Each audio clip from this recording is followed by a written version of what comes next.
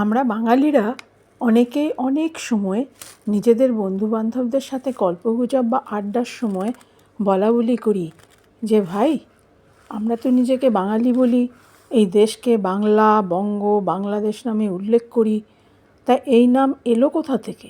এর উৎপত্তিটা কি? এত নাম থাকতে বঙ্গ বা বাংলা নামই বা কেন? একদিন ইসকনের চিন্ময় প্রভুর বক্তব্য শুনে খুব ভালো লাগলো। তিনি বললেন, আমরা বাইরে থেকে আসিনি, এই বাংলাদেশই আমাদের দেশ। আমরা সনাতনী বাঙালিরাই এই দেশের মূল অধিবাসী। যথার্থ কথা, শ্রদ্ধায় মাথা নুয়ে এলো। জিওগ্রাফিক্যালি বাংলার ভূমিখণ্ডটি প্রায় ৬৫ লক্ষ বছর আগে গঠিত হয়, আর মানুষের বসবাস করা শুরু হয় প্রায় ১ লক্ষ বছর আগে। পশ্চিমবঙ্গের দেউলপোতায় বহু প্যালিওলিথিক বা প্রাচীন প্রস্তর যুগের ব্যবহৃত জিনিসপত্র পাওয়া গেছে। অবিভক্ত বাংলার দক্ষিণ পূর্ব দিকে ১৫,০০০ বছরের পুরনো যন্ত্রপাতি আবিষ্কার হয়েছে। মোটামুটিভাবে বলা যায়, খ্রিস্টপূর্ব ১৫,০০০ থেকে ৩,০০০ বছর পর্যন্ত এখানে প্রস্তর যুগের সভ্যতা ছিল।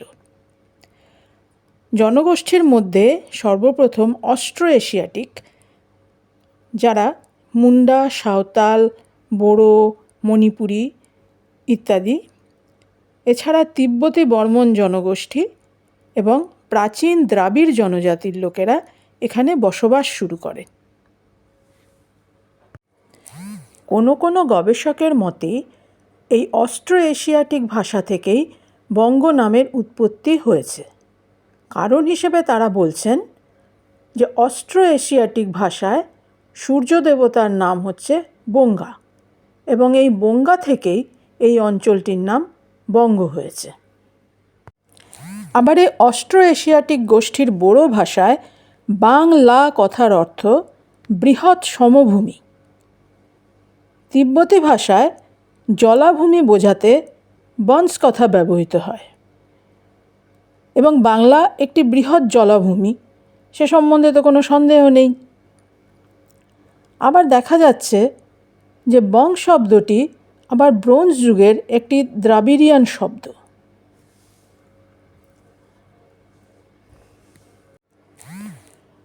বঙ্গ নামের উৎপত্তি খোঁজার আশায় আমাদের প্রাচীন বৈদিক সাহিত্যের দিকে একটু ফিরে দেখতে গিয়ে অবাক হয়ে গেলাম।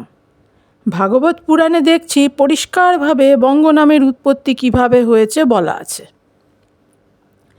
ভাগবত পুরাণে উল্লেখ আছে, রানী সুদেষ্ণা ও ঋষি দীর্ঘতমার ৬টি পুত্র ছিল: অঙ্গ, বঙ্গ, পুন্ড্র, কলিঙ্গ, ওড্র ও সুমত। ভারতবর্ষের পূর্ব অঞ্চলের সমুদ্র উপকূলের কাছাকাছি এক দীর্ঘ ভূখণ্ড এই ৬টি পুত্রের মধ্যে ভাগ করে দেওয়া হয়। ঋষি দীর্ঘতমা ও রানী সুদেষ্ণার দ্বিতীয় পুত্র বঙ্গ যে ভূমিখণ্ডটির অধিকার পেলেন, তার নামানুসারে সেই অঞ্চলটির নাম রাখা হলো বঙ্গ। তার থেকে বঙ্গদেশ, আর এই বঙ্গই হলেন বঙ্গদেশের প্রথম রাজা। মহাভারতে উল্লেখ আছে যে এই বঙ্গদেশের এক রাজা মহাভারতের যুদ্ধে কৌরব পক্ষের হয়ে অংশ নিয়েছিলেন। এছাড়া মহাভারতে আরও উল্লেখ আছে যে বঙ্গদেশের ৩ রাজপুত্র দ্রৌপদীর স্বয়ম্বর সভায় দ্রৌপদীকে রানী হিসেবে লাভ করার জন্য ভাগ্য পরীক্ষা করতে গেছিলেন। ঐতরেয় আরণ্যক, যা কিনা উপনিষদের একটি অংশ, তাতে বঙ্গদেশকে একটি আর্য প্রভাব মুক্ত দেশ হিসেবে বলা হয়েছে। ধীরে ধীরে ব্রাহ্মণ্য, জৈন ও বৌদ্ধ ধর্মের প্রভাবে এই অঞ্চলে আর্য শিক্ষা সংস্কৃতির প্রভাব ঘটে। ক্রমে অনার্য জনগোষ্ঠীর আঞ্চলিক রীতিনীতি ও ধর্মাচরণের সাথে আর্য সভ্যতার মেলবন্ধন ঘটে ও বাঙালি জাতির উৎপত্তি হয়। বাংলার নিজস্ব এক সংস্কৃতি ও সভ্যতার সূচনা হয়। মধ্যযুগে বাংলা এবং বঙ্গ কথাটি ব্যাপকভাবে প্রচলিত ছিল। পূর্ব বাংলার দেব বংশের রাজা আনন্দদেবের উপাধি ছিল শ্রী বাংলা মৃগাঙ্ক। সুবিখ্যাত পাল রাজা ধর্মপালকে বাংলার রাজা হিসেবে উল্লেখ করা হয়েছে নবম শতাব্দীর রাষ্ট্রকূট রাজার নেসারি প্লেটে। 11 শতাব্দীর কিছু দক্ষিণ ভারতীয় রেকর্ডে এই অঞ্চলটিকে বাংলাদেশ বলে উল্লেখ করা হয়েছে। বাংলার কথা বলতে গেলে গৌড়ের কথা আসবেই। গৌড় ছিল বাংলার রাজধানী, কিন্তু এই দেশটিকে গৌড়দেশও বলা হতো বা গৌড়বঙ্গও বলা হতো। চাণক্যের অর্থশাস্ত্রে বঙ্গের পাশাপাশি গৌড় বলেও উল্লেখ করা হয়েছে। এছাড়াও বহু ক্ষেত্রেই বঙ্গদেশ এবং গৌড় দেশ কথাটি সমার্থকভাবে ব্যবহৃত হতো। সুবিখ্যাত পাল রাজাদের বঙ্গপতি উপাধির সাথে সাথে গৌড়েশ্বর উপাধিও ছিল। আবার সেন রাজারাও নিজেদের গৌড়েশ্বর বলতেন। 1209 সালে দিল্লি সুলতানেটের খিলজি বংশের সেনাপতি বখতিয়ার খিলজির বাংলা অধিকারের সাথে বাংলায় ইসলামিক শক্তির প্রাদুর্ভাব ঘটে এবং বাংলা দিল্লি সুলতানেটের একটি প্রদেশ হিসেবে গণ্য হয়। দিল্লির এই তুর্কি আফগান শাসকরা বাংলাকে উচ্চারণ করত বাঙ্গালা বলে। এরপর 1342 সালে সুলতান শামসুদ্দিন ইলিয়াস শাহ নিজেকে বাংলার প্রথম শাহ হিসেবে ঘোষণা করেন দিল্লির শাসন ছিন্ন করে। এই অঞ্চলকে তখন বলা হয় শাহী বাংলা, বা ইংরেজিতে যার নাম দেওয়া হয়েছে বেঙ্গল সুলতানেট। মুঘল আমলে এই বাংলার আখ্যা হয় সুবে বাঙ্গাল। এটি একটি ফার্সি শব্দ, কারণ মুঘল আমলে ফার্সি ভাষায় কাজকারবার চলত। এই সুবে বাঙ্গাল গঠিত হয় বাংলা, বিহার ও ওড়িশা নিয়ে।